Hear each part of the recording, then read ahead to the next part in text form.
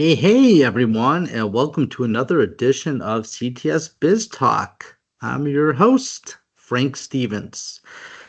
Well, I'm starting to cover the big topic AI, artificial intelligence. I get email after email from clients. I'm on call after call. Thought it's time to do a podcast and let's talk more about it. And so today's topic is building an AI strategy for your specific business. And the reason I emphasize on your specific businesses, obviously, we all know this. Every organization, every business, every industry, everyone is very unique and different. They're going to use it in different ways. The data sensitivity is going to be different across the board. Even within every organization, you've got different departments from legal to finance to sales to C-level executives. Everyone's going to want to use different tools potentially and for different purposes. So, what I like to talk to you guys about is the process that we walk our clients through to understand what their specific needs are and how we can address those. So, nonetheless, implementing an AI strategy for every organization is going to be critical. It is 2025. Every organization is looking at this, and you hear the buzzwords, you hear all the sayings out there that if you're not looking to implement AI now, you're going to be behind the times, and there is some truth to that. So while many business leaders are looking to implement AI in their organization, they're doing it for various reasons, either create efficiencies, increase productivity while minimizing the efforts, and there's tons of different reasons. So what does this all mean? It means that users are going to be using AI solutions to feel empowered. They can do more, ideally with less. But the piece that I cannot stress to you enough is that while you're creating and implementing AI, whatever the tailored solution is, it is important. The number one priority here is maintaining the security of the organization's data and protecting the business. So just like if you post something out there on Google or do anything, once it's out there, it's out there. And when you're feeding these AI solutions and what's called LLMs or large language models, this is the data in which all the AI is using. The algorithms are different, but in the end, it's all the data for them to make more intelligent decisions in faster rates. So as you're asking your AI tool to do whatever it may be, maybe it's to put together a sales presentation for you, analyze raw data out of your ERP system, your financial system, whatever that may be, is you need to ensure that the privacy, the intellectual property of the organization is still protected. So super, very important, data security. And that's one of the things that we talk about with our clients. So here's an amazing fact, and I get to read all these crazy CISOs and CIO reports. From all the surveys, almost 70% of all employees across all industries and sizes are using AI tools without IT or company approval. So what does that mean? It means that somebody out there is either installing their personal chat GTP. I'm a huge Google Gemini fan, and they're using these tools out there to help them in their jobs. It has not been authorized by the organization. And what that does is it leads to potential data leaks and compliance issues. So again, while AI is very cool, you've got to make sure that the people understand that what they're feeding the AI could get out there and the other people who are using those solutions may have access to your data. So what I mean by that is if I have a free ChatGTP account or again, Gemini, right? And I give P&L statements, cash flow statements, net income, client lists of CTS, and I'm using that for analysis, right? So ChatGPT, Gemini, all these solutions, even Microsoft Copilot, the free version or the personal version, all that data is being fed into the AI solution, right? They're building out their their LLM. I'll keep using the acronym because I just cannot say large language model fast enough, right? And so when someone else pushes that up. Maybe another IT service provider, it's going to utilize my data to help analyze their stuff. So if they're looking for benchmarks, if they're looking for comparisons, my stuff is out there. And that's the truly scary part. So it is important that while these individuals are out there, or I'm sorry, while these employees are using these tools, you want to make sure that you're controlling it. So there's two things that I always recommend. One is to create a company policy that instructs and hopefully enforces the users on what they should and should not be using. Not necessarily from a tool perspective, which I think is important because not all tools are the same, but how they classify the data in which they're going to be using it. And I'm going to talk about that a little bit more. And then the other part is no matter what solution you're using, you should be implementing the same security controls and features that you're going to put into any data piece that you have. So if you've got data up in Microsoft SharePoint, OneDrive, if you have data on a share that's on a server, I don't care if you even have it on USB drives, wherever your corporate data lives, you have security in place. You have backups in place, obviously. You have a BDR, maybe protecting it. You're going to have virus and EDR, endpoint detection response. You're even going to have plugins where the logs are being digested with a security operations center, a SOC, to make sure that unauthorized access is not being done. So the same thing that you take now from and all the controls that you have in place from your data, your current data pieces and shares, you need to make sure that you're implementing that when you're feeding your AI tool and system that same data. Okay? So what's next? You want to ask yourself, what do you want to do? This is what I would always talk to my clients. What do you want to do with your business? Okay. How do you want to implement AI so that it's best for your organization? I have always told clients, and I think this has been very, very beneficial. You should develop a crawl, walk, run approach to developing and implementing your AI solution.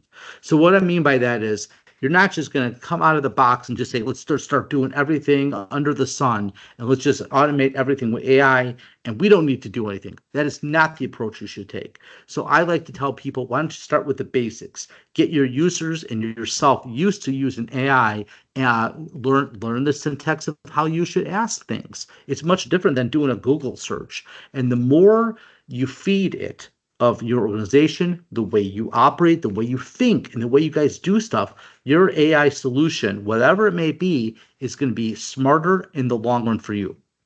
So I always recommend put a tool in place that's going to organize your mailbox.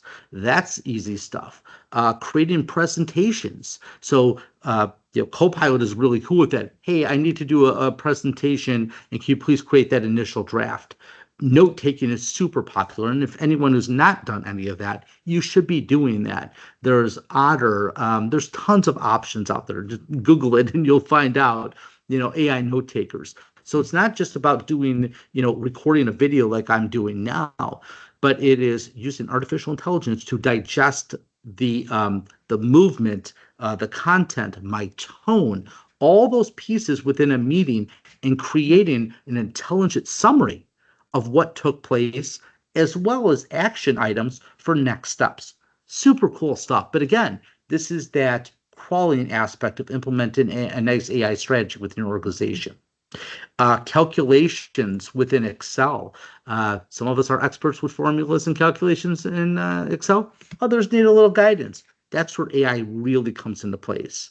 Or doing quick research on stuff. Like, hey, give me here's an example. I was looking at cars the other day, and I said, I'm looking for cars with air suspension, for example. AI is a great solution to say, cool. So it's not just taking a quick Google search of something, but it's going to go out there, and it's going to do all the research, pull the data in, and give me an actually intelligent answer.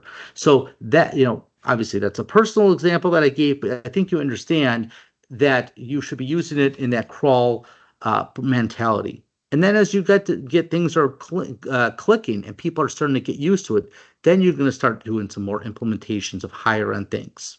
So once people get used to the basics, you can expand things within an organization. So what I mean by that is if you're in the marketing department, you might be wanting to use an AI solution that's going to be able to create product images or videos. Kind of cool stuff. Maybe it's going to analyze some your sales materials or your website, comparing against your competitors and saying, do a comparison between my website and two or three of my specific competitors, and basically do a breakdown on how our marketing materials and our website stack up against them, and give me some recommendations based on best practices. So law firms or law firms and legal practices, you can actually have it do some legal research on basically a strategy based on previous case law, and give me the outcome and predictions based on specific judges' previous rulings. Like that's some cool stuff. Document review, case management, legal research. So that's something that's very specific into that realm. If you're in finance, and I've actually started been using this, you can utilize AI and basically feed the raw financial exports, either whatever your ERP or financial system, maybe QuickBooks or Zero or what, Sage 50, whatever it be, and then it's going to start creating those reports customized for you, and then give you quarterly projections if you want. So some really cool stuff. So as you're going down and trying to really hone in on that walk and then run mentality. This is where we encourage our clients and we work with them in selecting AI tools that are best for your industry and organization. And so what we typically say is, we all use products within our organization. Me in the IT space, we use solutions called PSAs. If you are, I'm trying to think, if you're a law firm, you're using systems like Docs and something like that. And these are the strategic partner and vendors that are the kings of that industry. If you're in finance or accounting and CPA firms, you're utilizing, drawing a blank here, but Walter Kluwer's, you're using CCH, Intuit, which is Lacert. All of those solutions out there, and these are the King Kongs of your industry from a software vendor perspective, and they're partners that you've been using for years. They are invested in AI solutions that are going to be very specific to you. So I encourage you guys, reach out to your account managers, get us on the phone, or have us reach out to them and say, hey, what are you guys doing to improve our industry and what we're doing to create the efficiencies within our workspace, given the same solutions that we have? And many of these organizations are doing that. So then we talk about general AI tools. And what I mean by that is, going back to what I said, there's Google Gemini. That's more on the personal side. I personally love Gemini. I call it a sheep. Not sure if she's a sheep, but I love her. I throw stuff to her all the time. If I'm at the gym, I could take a picture of a machine and say, how should I be using this best based on my personal goals. I've taken pictures of items in stores and say, what's the best price that I can get on stuff? Analyzing the picture, realizes exactly what those products or images or those items are, and it does all the research for me. Super cool stuff. Obviously, ChatGPT, that's a huge player out there. There's both the free and paid version, same with Gemini. And then you got your big player, in my perspective, which is Microsoft, and that is with Copilot. So again, I always say this when I'm talking about different products. We are truly a software, hardware, complete vendor agnostic solution. But when it comes to data security, Microsoft Copilot seems to be the only player in that field that is prime time ready to establish data security for organizations. So I'm going to talk a little bit about that. So I mentioned that before, that when you feed ChatGPT, even in the paid version, that data may be used for other people's research as well, and it's all pulled in. So coming back to Copilot, there are currently 3 versions of Copilot that any organization would probably use. The first one is basically the beta version, that if you got Windows 11, you could click on it, you could play with it. It's totally wide open. And if you use that, That's basically like using a free version of Gemini or ChatGPT. Anything that you feed it is considered to be open to the public and it's out there. Okay. There is then a personal purchase version, call it the Pro, if you will. That's what I call it, at least. And there's more security around it. But again, it is a shared LLM.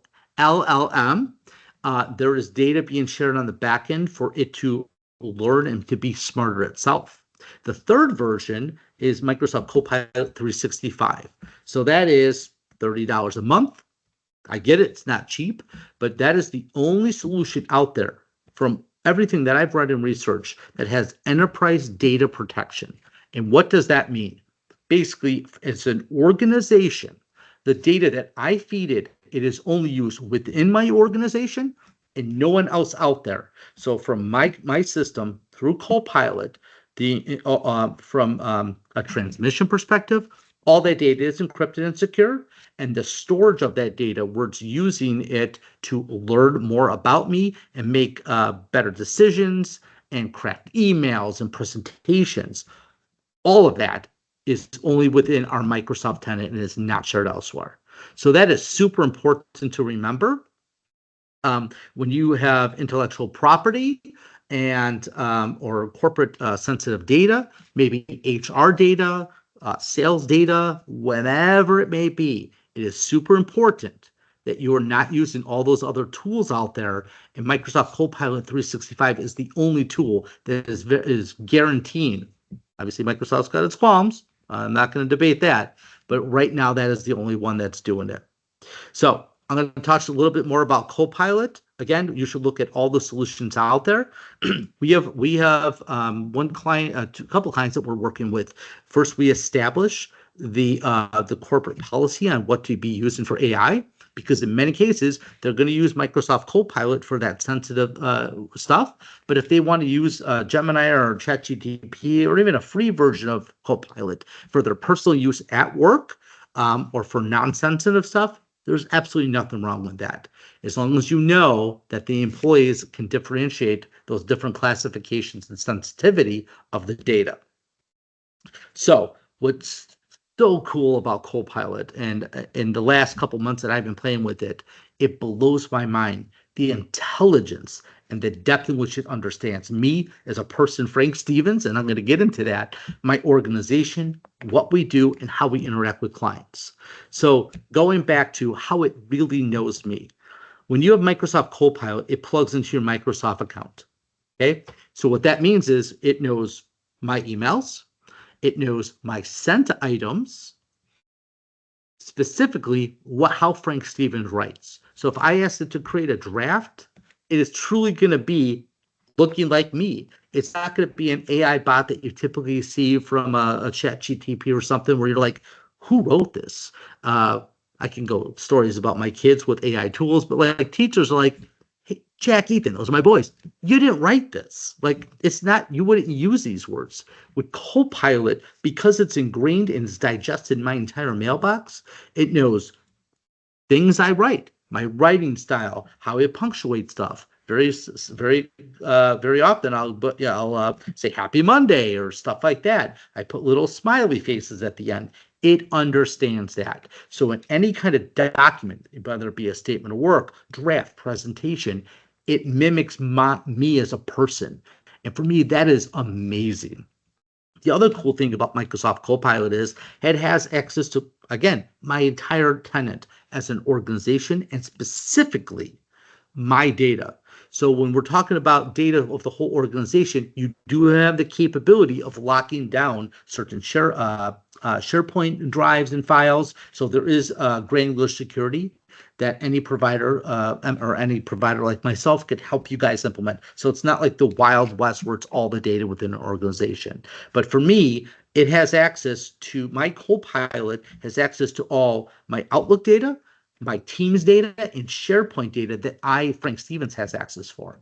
So super cool. We have a client downtown Chicago, one of my favorite long-term clients. They hired a new IT service. A new IT director. Looking forward to it. We set up bi-monthly strategy meetings, and so I said, Copilot, talk to me about not only talking points for this client, but what should be my strategic high-level items be for these reoccurring meetings. Blown away. It pulled in all of the previous semi-annual and annual reports with our recommendations and all the projects that we did for this client because it's got access to my OneDrive SharePoint. It pulled in all the current emails in the last couple months with that new IT director. It pulled in all the previous items from my email, from ticket, because I get copied on all the tickets that were. So it brought in trends. It literally pulled in everything from that specific client and gave me those talking points, and we could create now a bi-monthly strategy meeting with talking points. Amazing. Some other cool things I've been using. So when I'm on sales calls, both pre and post tech sales calls, I'll say, hey, if you don't mind, kind of record the meeting, or I'll just hit transcribe, which nobody really cares about. But the reason I'm doing that is because post meeting, I can say, Copilot, how did I do in that meeting? And it's totally honest. It'll say, Frank, you might have been a little aggressive when pushing this point and this point. Or, hey, you completely forgot to bring up these items which would have been relevant. Like, that's the kind of coaching that I think anybody needs. And if Copilot is truly digesting and understanding how I should be based on best practices from a sales perspective or C-level conversations, that's the kind of stuff that I'm looking for. And it's super helpful. One cool thing about Copilot that I absolutely love, as you're doing those recordings of meetings, especially for reoccurring meetings, you open it up and it sees all your meetings for the day. It'll say, and you literally click, I want to be prepared for this meeting. So what it does is it's going to pull in all the previous meetings that are relevant for that reoccurring, what the last items that were covered, what the to-dos were from that previous meeting, and help get me more prepared. Super cool stuff. Internally, from a CTS perspective, I've got a general manager. She and I work on monthly financials. One of the things that we learned, and maybe some of the people out there know, that QuickBooks does not, for cash flow statements, does not allow what's called direct cash flow statements. There's direct and there's indirect. Direct is basically a cash basis. Indirect is more of an accrual basis. For some reason, our friends at Intuit said, we're not going to be implementing direct cash flow statements. And so for my general manager to go in there and create these reports, it is absolutely painstaking. So I said, enough with this. I said, Copilot, as you probably know, and of course, Copilot's smart, says, I said, Copilot, QuickBooks has this inefficiency. It cannot do this. Are you able to do that and tell me what I need to do? It says, no problem, Frank. This is what you do. I need these 7 or 8 exports, basically CSV files from your QuickBooks. Would you, once you give me that information, I can create that direct cash flow statement. Unbelievable. And then it says at the end, do you need help creating those exports? And I can give you instructions. So from that perspective, I can give those instructions to my bookkeeper or anyone, take that stuff in there, and away we go. So just absolutely amazed by Copilot. I would strongly recommend it for almost any organization. Again, you should still be looking at industry specific and working with your current software vendors and seeing how you can better implement their solutions. But it's amazing. Trying to think of one other thing. Oh, last week. So our typical sales cycle, anywhere between 4 and 6 months. So days are great, some days are bad. What I mean by sales cycle, for those who don't know, from the point in which I meet an organization, determine needs analysis, provide a statement of work, meet with them a few more times. People don't like to change their MSPs. It's like bankers and accountants. They don't like to do it. Totally get it, right? We have the keys to Kingdom, and people don't like to share that. But typical sales cycle, again, 4 to 6 months. And so I'm on the clock. I need to get the final proposal out. And I'm like, how many users do they have? Copilot, I'm looking to finalize a statement of work for client blank. And what does it do? It says, cool, they have X amount of users, how many networks, how many servers. This is what their entire network infrastructure looks like. And it gives you the little links of why it knows that. This is referencing old documents, previous drafts, emails to and from the client from like 6 or 7 months ago. It just saves me so much time. The ability that it has been mind blowing. Can't recommend it enough. So what I'm encouraging most of our clients to do is a three phase approach. You're going to have users, well, obviously, again, data security and create that policy and make sure that everyone understands it. But from a solution perspective, people are probably going to have a ChatGPT, a Gemini, or some free solution. And fine, they can use that for their own personal use or non-confidential stuff. Then you're going to have a solution that is specific to your industry and the software you guys use. And then for that, what I call back office administration and overall efficiency within the organization, Microsoft Copilot 365 is truly the way to go. So that's a lot. AI is groundbreaking. If done properly, you guys are going to love it. And if you guys need any help, want to just talk about it, see the pros and cons, good stories, bad stories, we have truly seen it all. So reach out. Love to talk to you. Love to help everybody. And if you have found this informational and got a couple good knowledge nuggets out of it, that's great. And please like, share, and subscribe. Take care, everyone. Talk to you soon.